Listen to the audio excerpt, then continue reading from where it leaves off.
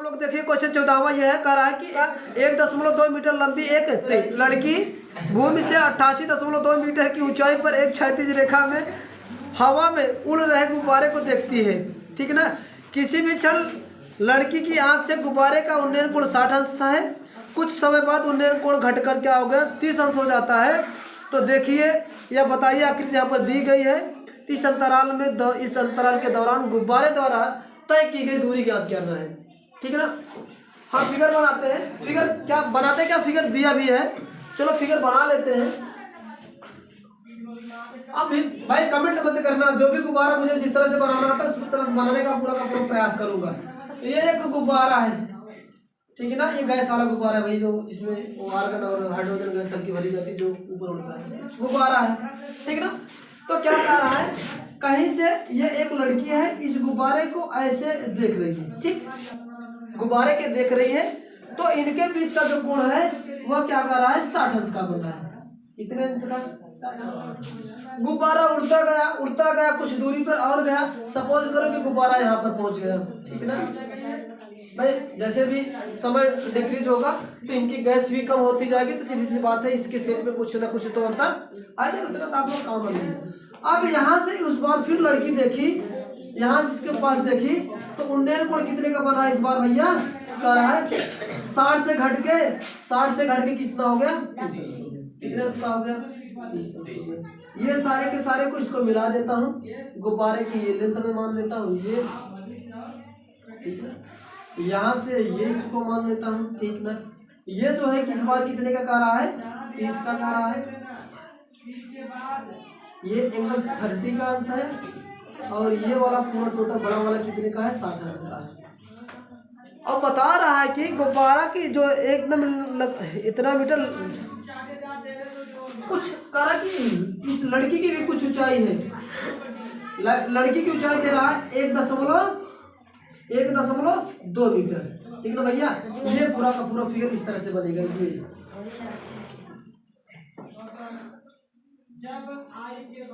ये अब समझ में आया होगा आप लोग। भैया देखो फिर से मैं समझ लो कि कोई इतना लंबी कोई लड़की है, 1.2 मीटर की लंबी एक लड़की है जो भूमि पर खड़ी है, और भूमि पर खड़ी होकर के कोई गुब्बारा ऐसे आसमान में उड़ रहा है, तो उस गुब्बारे को देख रही है। उस बार इसका जो उन्नयन कोण बन रहा है भैया कितने का बन रहा है 60 अंश का बन रहा है। वो गुब्बारा कुछ दूर तक ऐसे उड़ता गया और कुछ स्थिति पे यहाँ पर पहुंच गया। फिर ये लड़की वहीं से देखती है, तो ये जो कोण 60 अंश का पहली बार देख रही थी 60 पे, अब यहाँ पर घट के कोण कितना हो गया 30 अंश का हो रहा। तो बताओ भैया यहाँ पर गुम्बड़वा था, जब यहाँ पर उड़ के आ गया तो इन दोनों के बीच की दूरी बताया दोस्तों। इन दोनों के बीच की दूरी मैं क्या किया, यह करते क्या है कि assume that this both balloons is a distance measure in x meters। दोनों बैलून के बीच की दूरी मैंने क्या मान लिया x मान लिया। और हुआ क्या, ये नहीं कुछ कहा, इसमें कंडीशन अप्लाई नहीं किया है। हाँ एक चीज और दिया है, जो बैलून उड़ रहा है बैलून की ऊंचाई भी दिया है, इतने ऊपर से उड़ रहा है। वो कितना का है 88.2 मीटर से 88.2 मीटर, इतना ऊपर की ऊंचाई से ये गुब्बारा उड़ रहा है। ठीक है ना। तो कह रहा है कि बताओ भैया क्या होगा, किस कंडीशन में होगा। तो इस तरह से इसको करना है। चलो हम मेजर कर लेते हैं। ये का दूरी इसको x मान लेते हैं, इसको दूरी का मान लेते हैं y। थोड़ा सा एक बात और ध्यान समझना कि इस गुब्बारे की पूरी लंबाई यानी यहाँ से लेकर यहाँ तक की, धरातल से लेकर यहाँ के बीच की दूरी कितना है गुब्बारे की 8.88.2। बट इस लड़की की भी कुछ ऊंचाई है, कितना है 1.2 मीटर। अगर मैं कहूँ, क्योंकि अब मेरे को हर चीज मेजर कहाँ से करना पड़ेगा, यहाँ से मेजर करना पड़ेगा। अगर मैं कहता हूँ कि टोटल की दूरी 28 मीटर 28.2 मीटर है और इसकी दूरी 1.2 मीटर है, तो यहाँ से लेकर इस गुब्बारे की, मैं कलर से चेंज कर देता हूँ जिससे आपको समझ में आए, यहाँ से लेकर यहाँ तक की बीच की दूरी मैं थोड़ा सा नाम कर दे रहा हूँ।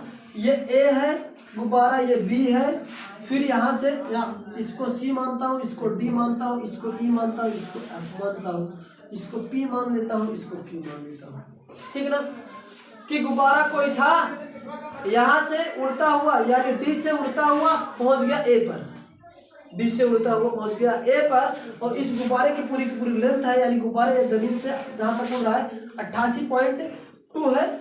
तो अगर मैं कहूँ कि ये वाला डिस्टेंस 1.2 है, यहाँ का 1.2, यहाँ का 1 पॉइंट यहाँ तक, यानी इसके पैरेलल एक मैंने लाइन ड्रा कर दिया, यानी 1.2 लेंथ का एक पैरेलल लाइन इस धरातल से मैंने ड्रा कर दिया। तो कहने का मतलब पैरेलल लाइन करने का मतलब समांतर रेखा करने का मतलब है कि हर जगह पर दूरी की कितनी होनी चाहिए, 1.2। अगर ये टोटल 80 यानी 88.2 मीटर से है टोटल, यहाँ से लेकर यहाँ तक की बीच की दूरी, यहाँ से लेकर यहाँ के बीच की दूरी। तो अगर मैं कहूँ कि यहाँ से लेकर P से लेकर C के बीच की दूरी, यानी लड़की के सिरे के यानी शीर्ष से लेकर के गुब्बारे के बीच की दूरी क्या हो जाएगी, अगर निकालना चाहूँ तो टोटल में से ये वाली लड़की की ऊंचाई घटा, लड़की की ऊंचाई 116 तो है, तो टोटल में से टोटल कितना लेंथ है 88.2 है। इसमें से कितना हमें माइनस कर देना है 1.2 माइनस कर दो, आपका आ जाएगा 0, 7 और का 5 सॉरी 8 होगा। तो यार इस गुब्बारे की ऊंचाई कितनी इस बार आ गई भैया 87 का मीटर। ये बातें समझ में आएगी, जब ये 87 है तो ये कितना लेंथ होगा यहाँ से यहाँ तक लेके, ये भी क्या होगा 87। यहाँ तक बात आपको समझ में आई होगी। अब यहाँ तक कहने का मतलब 70 का 5% क्वेश्चन सॉल्व हो चुका है। अब आपको थोड़ा सा कैलकुलेशन करना है, अब कैलकुलेशन मैं करता हूँ। चलो कुछ एज्यूम करते हैं, जो चीजें मैं मान कर रखा हूँ करते हैं। माना दोनों गुब्बारों के बीच की दूरी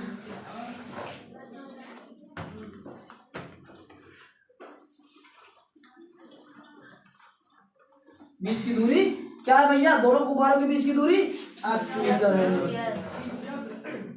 ठीक, इतना चीज आपको अज्यूम करके लिखना है, ठीक ना। इंग्लिश मीडियम वाले लिखेंगे let us that the both balloons is the distance is x metre, ठीक ना। फिर आगे करेंगे, अब करते क्या, मैं पहले ये वाला ट्रायंगल से लेता हूँ, फिर बाद में ये वाला ट्रायंगल से लेता हूँ, ठीक ना। पहले मैं छोटा वाला ट्रायंगल से ले लेता हूँ, करता क्या हूँ राइट ट्रायंगल्स CDE में, लेकिन बट अब हमें ये वाला लेना नहीं लेना, मैं यहाँ से इसको मेजर कर लेता हूँ, यानी CPF में, CPF में होगा क्या, ऐसे इंग्लिश में ऐसे लिखा जाएगा इन राइट ट्रायंगल्स, यहाँ पर आगे लिखना इन राइट ट्रायंगल CPF में, तो होगा क्या, फिर वही बात इतना बटे इतना, जिसकी वैल्यू में पता है बट पता है, तो करें क्या CP बटे PF या यहाँ पर P बराबर क्या होगा tan होता है, अरे भाई लंब बटे आधार tan होता है, एंगल कितना दिया है 60 अंश का। अब क्या होगा सॉल्व कर दो, CP की वैल्यू दे रखा है आपको, मिल गया है क्या 80 का 7, CF की वैल्यू क्या मैंने मान रखा हूँ, जो ये होगा वो ये भी होगा, तो y हो गया। और tan 60 की वैल्यू आप लोग जानते हो √3 होता है, तो y की वैल्यू क्या हो जाएगी, y की वैल्यू आ जाएगी ये इधर जाएगा 87/√3 आएगा, 21 फर्स्ट। ठीक, चलो दूसरा करते हैं। अगेन राइट ट्रायंगल कौन सा, ये टोटल वाला ये वाला, तो इसका नाम क्या है F, मैं ऐसे लेता हूँ AQF में, AQF में इन राइट ट्रायंगल्स AQF, तो हमें मिले क्या इतना बटे इतना, ठीक है ना। तो ये आपका लंब है, हाइपोटेनिस है, हाइपोटेनिस अपॉन बेस, यानी कहने का मतलब आपका AQ अपॉन QF कह लो चाहे FQ कह लो, बराबर क्या होगा होता ही है hypotenuse upon base equal to होता है tan, और इस बार एंगल कितने का फॉर्म कर रहा है 30 का, तो tan 30।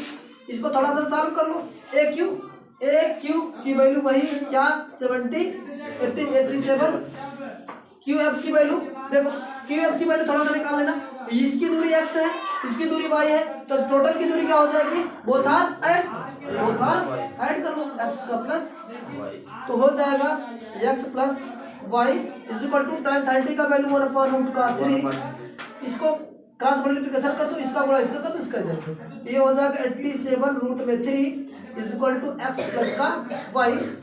यहाँ से इसको मैं सॉल्व करता हूँ आगे, अब इसको यहाँ पर इक्वेशन सेकंड मानते हैं, इसको इक्वेशन सेकंड, क्योंकि मुझे y की वैल्यू निकालनी, x की वैल्यू निकालना है। तो हम करते क्या है, इधर से y की वैल्यू यहाँ पर पुटअप करते हैं, ठीक है ना। तो करें क्या, इक्वेशन फर्स्ट एंड सेकंड भी 1 और 2 से हमें क्या मिलेगा, चलो करते क्या, x की वैल्यू समीकरण 1 से यहाँ पर उठा के रख देते हैं। तो होगा क्या, 87 रूट का 3 इज इक्वल टू x की वैल्यू यहाँ पर पुटअप करो, यहाँ पर x की वैल्यू क्या रखा है, सॉरी x की वैल्यू निकालना है, x प्लस y की वैल्यू पुटअप करो, y की वैल्यू क्या आ गई है आपका 87 अपॉन रूट का 3। चलो अब क्या हो जाएगा, अब आपको मिले क्या, इधर से करता हूँ, ये x को यही रहने देता हूँ, इसको रिप्लेस कर लेता हूँ, हो जाएगा 87 रूट का 3, ये प्लस इधर आके माइनस 87 अपॉन रूट का 3 बराबर क्या बच जाएगा x के, ठीक है ना। हम देख रहे दोनों में क्या है, 87 दोनों में है, तो कॉमन ले लेता हूँ, तो x बराबर क्या आ जाएगा, मैं यहाँ पर लिखता हूँ, x बराबर क्या आ जाएगा, x बराबर आ जाएगा 87 रूट में बचेगा, कॉन्स्टेंट में रूट 3 बचेगा, और इधर 1 अपॉन रूट का 3 बचेगा, है ना। ये 1 यहाँ पर रूट बच गया, रूट 3, और यहाँ पर 1 अपॉन रूट 3 बचेगा। थोड़ा सा क्रॉस मल्टीप्लिकेशन कर दो, x बराबर क्या हो जाएगा 87, इसका गुणा इसमें कर दो, यानी इसी संख्या में अगर रूट में है उसी संख्या में रूट के साथ गुणा करते तो रूट खत्म हो जाता है, कड़ी में 3 का गुणा करेंगे 3 आ जाएगा, माइनस 1 है, टोटल का क्या हो जाएगा रूट का 3। और सॉल्व कर लो, x माइनस 87 मल्टीप्लिकेशन 3 में से 1 है 2 अपॉन रूट का 3, तो आ जाएगी वैल्यू आपका क्या, x बराबर 2 का गुणा इसमें कर दो, 2 क्या होगा 7 2 14 का 4 हाथ लगा 1, 8 2 16 16 का 17 बटे कड़ी का 3, ये आ जाएगा आंसर 174 बटे कड़ी में 3, इसका आ जाएगा आंसर। अगर इतना नहीं आया होगा तो परमीकरण श्योर कर लेना। परमीकरण करने की कैसे, x is equal to 74 multiplication root 3 से ऊपर नीचे गुणा कर देंगे, क्यों ना, ये गुणा कर लो तो क्या आ जाएगा आपका 174 मल्टीप्लिकेशन रूट 3, और रूट 3 में रूट 3 का गुणा होगा तो 3 हो जाएगा। इसके बाद डिवीजन कर दो, 7 1 4 1 5 7 5 12, 3 से कैंसिल होगा, 3 से कैंसिल आउट कर दो, 3 चौका 12, 3 5 15, ठीक है ना।